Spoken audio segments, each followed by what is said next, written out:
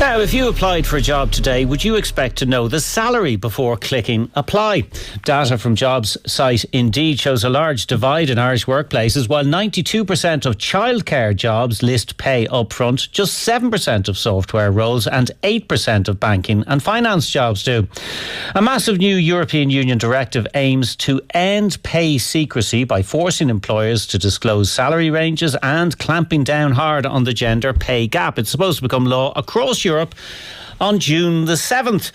Just one problem: Ireland is going to miss the deadline. Joining me now to discuss what this means for workers and businesses are Tara Daly, Managing Director of MSS, the HR people, and Gareth Murphy, Head of Industrial Relations and Campaigns with the Financial Services Union. Good morning to you both. You're very welcome. Good morning. Tara, some elements of this directive have been brought into Irish law already, particularly to do with gender pay, but the rest isn't going to be implemented by the deadline of June the 7th. The Department of Children, Disability and Equality says work is ongoing at pace to get legislation ready.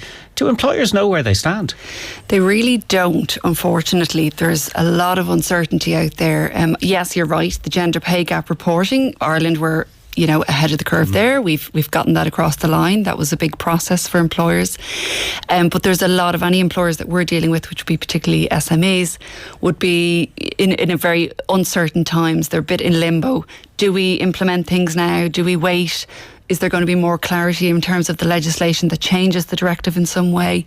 And so there's that apprehension of, should we move now or should we just wait until the legislation? So, yeah, very much a period of uncertainty for because it is quite complicated and it's, you can see the arguments for introducing it, but it is a burden on businesses, particularly small businesses, so that there's no point in possibly rushing in to introduce new systems if the detail when it's published is going to be different.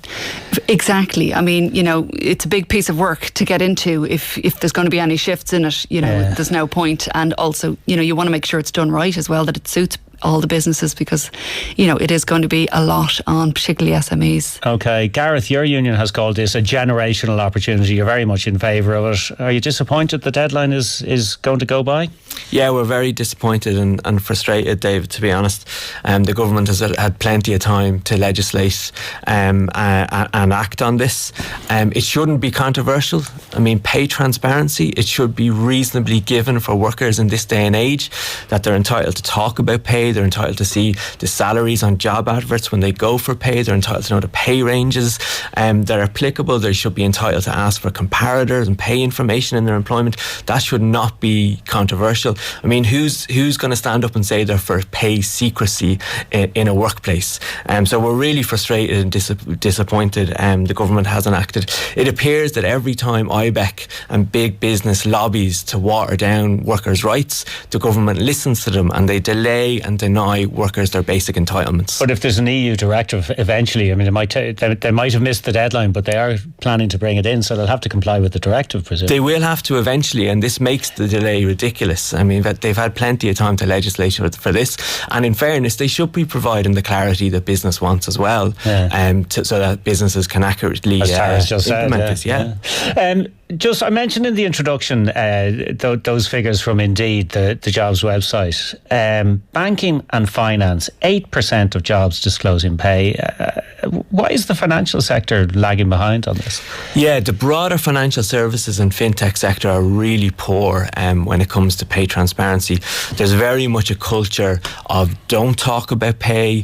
I've seen contracts of employment that have NDAs. Whether they'd even stand up in a court of law, I don't know. Really? But they're there, absolutely, yeah. But they're there to send a chilling effect to people, to say, don't talk about your pay. Now, there is a difference. The retail banking sector that collectively bargains with FSU, their pay structures, our pay structures that are agreed, are very transparent. You see your pay ranges, they're published on the intranet sites of workplaces. Workers vote on their pay increases that are collectively bargained every year. So there's quite a difference between the banking sector, the retail banking sector that does collectively bargain, versus the greater non-union financial services, who I think are really poor on this issue. Yeah, Tara, I mean, why is there that disparity? Because I mentioned 92% of childcare jobs, pay is listed up front, only 7% in software, 8% in banking and financial jobs. I mean, I suppose there's always an element of people not wanting to know everybody's salary all the time. Everybody feels a bit apprehensive about everyone knowing everything about their salary. We're all a bit like that. But I think, yes, there is an element of SMEs, when they're advertising, they may not put the rate on it all the time. But at some stage it'll be disclosed, whether that's through the telephone interview or when they meet them at the interview stage. At some stage they will be made aware of what the salary range is. But I think everybody has that level of, let's see what the experience is of the individual, and let's get a gauge of that. We do need that flexibility still in terms of, deciding on the right rate for a particular person for the business. Yeah, is that a reasonable point, Gareth? Different people bring different skills to a job or different experience to a job. I don't really think it is, to be honest, because I think there can be a cycle of low pay where interviews ask questions like, what are you earning now? There is research to say particularly men will over-exaggerate what they're earning in order to bulk it up, whereas women will often just actually answer that honest question or question honestly. And you can get into cycles of low pay when questions like that are allowed to be asked. And this directive is really important because it's going to get rid of those questions. It's going to actually advertise the pay rate for the role, and it will allow workers to talk about pay. And that shouldn't be a fearful thing. That's a good thing for workers. Talk about their pay, because you know what? They might actually start demanding a little bit more. And for me, that's a good thing in the economy. Tara, that survey by Indeed showed that people were far more likely to apply for a job if the salary was included in the initial advertisement. So, companies that don't practice pay transparency might be harming themselves. Yeah, I think there is some truth to that. That people will be more inclined to apply more immediately if there's a rate written on it. But most candidates will inquire either, as I said, on the phone or at the interview stage, and most employers will give them an indication of what that is. Whether it may not be in the advertisement, but they will certainly give them some sort of indication of what that is. But I do think, people do at some stage need to know that information. So, that's not unreasonable. Gareth, your union wants to go further than the directive. You want a mandatory legal rule that if a company has a gender pay gap over 5% that isn't fixed within 6 months, they must co-develop a plan with a union. You want the company to pay you to come up with a plan, is that it? Well, not to pay us, no. We want the company to collectively bargain with us to co-develop action plans on gender pay. And there's a good reason for this. We've had gender pay reporting and information for a number of years now. And information reporting is a good thing, right? But it's only the start of a process. We've had it for a couple of years now, and the gender pay gap is not going away. In fact, in some finance companies, it's actually getting worse. So there's a necessity now, we believe, for companies to co-develop, to collectively bargain on agreed action plans that have reduction targets, time-bound targets, that look at gender audits on performance ratings, because performance ratings are often linked to performance-related pay. So we want gender audits on that. We want a culture of flexible working, remote working, hybrid working, part-time working at all levels of the companies, because again, there's research to say that a lot of women won't apply for promotions for fear of losing some of the flexibility that they have. And we want to end that barrier. We want that much greater equality in the workplace. And we feel that collectively bargain plans are a necessity. Okay, Tara, if companies aren't resolving the problem, perhaps it does need something like that to solve it.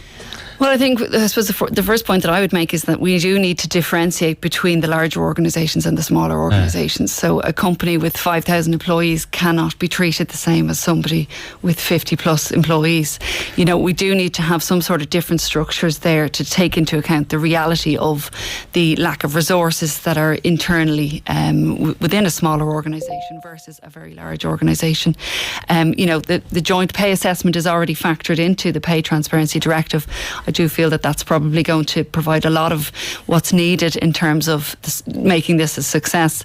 But ultimately, from our point of view, it'll be, making sure that hopefully there's a differentiation between the larger organisations, their obligations, and the smaller companies, and also factoring into it that we need time to prepare.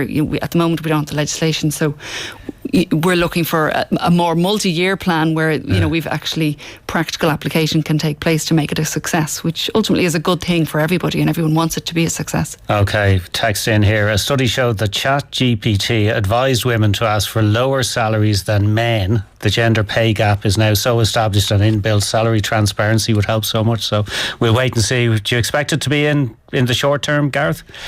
Well, we're already collectively bargaining with a lot of employers to implement it, so I think that will put pressure on the government to legislate quickly, and they need to do it. And you'd like more clarity as soon as possible, Tara? Absolutely, yeah. Okay, Tara Daly, Managing Director of MSS, the HR people, and Gareth Murphy, Head of Industrial Relations and Campaigns with the Financial Services Union.